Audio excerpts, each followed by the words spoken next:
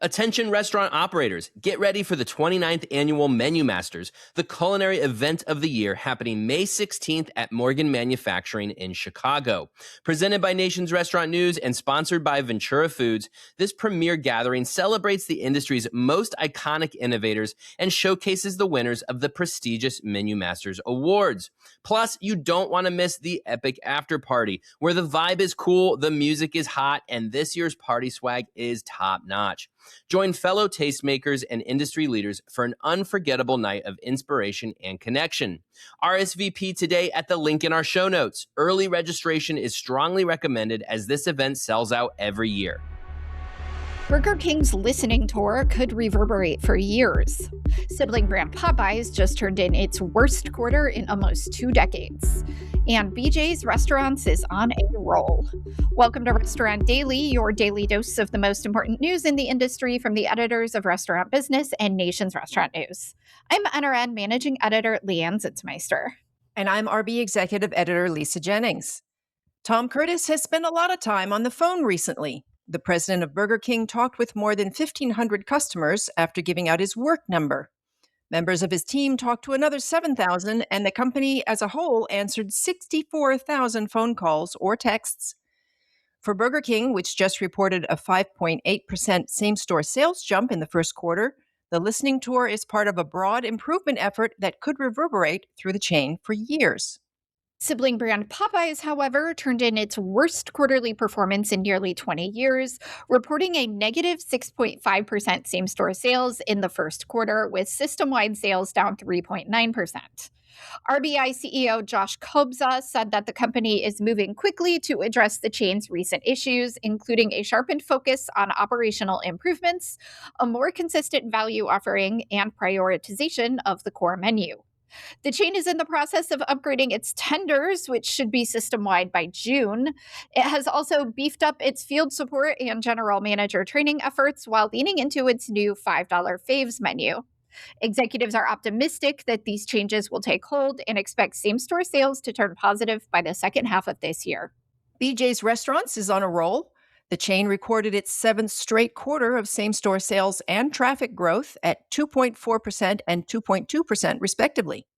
It continues to reap the rewards of operations and menu improvements over the past year and a half, as well as the addition of value-priced Pizookie meal deals. Next up, a premium-priced Wagyu burger and revamped chicken sandwiches. Investors were blown away by Bloomin' Brands. Shares in the Outback Steakhouse parent soared more than 45% on Wednesday after a better-than-expected earnings report. Same-store sales across Bloomin's 4 brands rose 0.9%, including a surprise 6% at Bonefish Grill. At Outback, sales were down 0.3%, but executives said the brand is continuing to see momentum from its turnaround efforts. Overall, the results signaled that consumers are still dining out despite a tough economy. Sweetgreen is rolling out the wraps. The fast casual chain has been testing the sandwiches, which are really big salads rolled into giant tortillas, earlier this year, and they're apparently a hit. 4 versions are available across the 281-unit system, including a chicken Caesar version, a limited-time offer inspired by Korean barbecue, and a chicken jalapeno ranch version that looks an awful lot like a burrito. The large sandwiches are a value play, all priced under $15, and most offer more than 40 grams of protein because that seems very important to people these days. Sweetgreen, meanwhile, is scheduled to report first quarter earnings today.